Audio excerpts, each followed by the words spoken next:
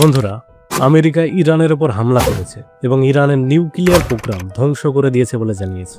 যদিও ইরান বলেছে এই হামলায় তাদের কোনো ক্ষতি হয়নি, তবুও প্রশ্ন হলো যে রাডারকে ফাঁকে দিয়ে আমেরিকা কিভাবে তিনটে যুদ্ধবিমান নিয়ে ইরানে প্রবেশ করলো এবং এই হামলা করলো।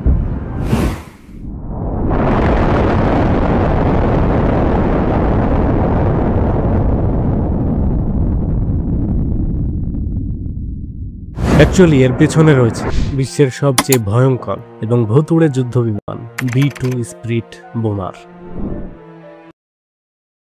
ইতিহাসে এমন কিছু আবিষ্কার রয়েছে যা যুদ্ধের কৌশলকে চিরতরে বদলে দিতে পারে। আমেরিকার B-2 স্পিরিট বোমার তেমনই এক বিস্ময়কর সৃষ্টি। এটি এমন একটি বিমান যা আকাশে একটি ফুটবল মাঠের মতো বিশাল হওয়া সত্ত্বেও শত্রুর রাডারে একটি মাছির চেয়েও ক্ষুদ্র দেখায়। এটি শত্রুপক্ষের আকাশ সীমায় প্রায় অদৃশ্য হয়ে প্রবেশ করতে পারে এবং লক্ষ্যবস্তুকে আঘাত হানতে এবং নিঃশব্দে ফিরে আসতে পারে। তবে এই ক্ষমতার জন্য চড়া মূল্যও দিতে হয়। প্রতিটি B-2 বিমান তৈরিতে খরচ হয় প্রায় $2 বিলিয়ন, যা অনেক ছোট দেশের বার্ষিক জিডিপির চেয়েও বেশি। কিভাবে একটি অপমান থেকে তৈরি হয়েছিল বিশ্বের সবচেয়ে ভয়ঙ্কর এই যুদ্ধবিমানটির, এবং আমেরিকা কেন এই যুদ্ধবিমানটি অন্য দেশের কাছে বিক্রি করে না, চলুন জানবো আজকের ভিডিওতে। 1960 সালের 1 মে আমেরিকার লকহিড U-2 স্পাই প্লেন একটি গোপন মিশনে সোভিয়েত ইউনিয়নের আকাশ সীমায় প্রবেশ করে। সেদিন আমেরিকার আত্মবিশ্বাস ছিল তুঙ্গে, কারণ U-2 বিমানটি 80,000 ফুট উচ্চতায় উঠতে পারত, যা তৎকালীন যে কোনো সোভিয়েত মিসাইলের নাগালের বাইরে বলে মনে করা হতো।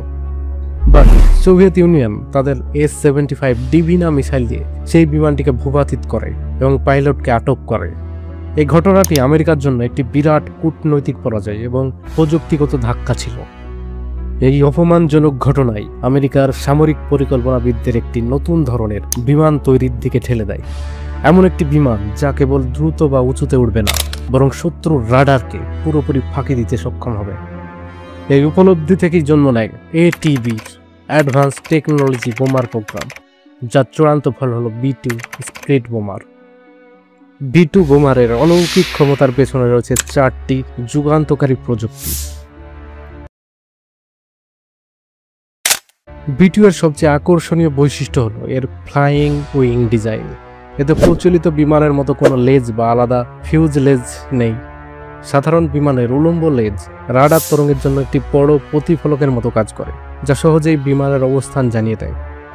B-2 এর মসৃণ এবং জিগজ্যাগ প্রান্তগুলো রাডারের তরঙ্গকে এমনভাবে বিক্ষিপ্ত করে যে তার উৎসে ফিরে যেতে পারে না, ফলে রাডার স্ক্রিনে এর কোনো স্পষ্ট প্রতিচ্ছবি তৈরি হয় না।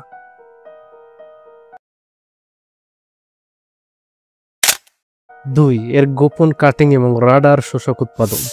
বিমানের কাঠামোতে ব্যবহৃত হয়েছে কার্বন গ্রাফাইট কম্পোজিট উপাদান, যা হালকা কিন্তু অত্যন্ত শক্তিশালী। এর চেয়েও গুরুত্বপূর্ণ হলো বিমানের বাইরের বিশেষ আবরণ বা কোটিং। এই গোপন কোটিং রাডার তরঙ্গকে শোষণ করে নেয়, ফলে প্রতিফলিত তরঙ্গের পরিমাণ ন্যূনতম হয়ে যায়। তাপীয় অদৃশ্যতা।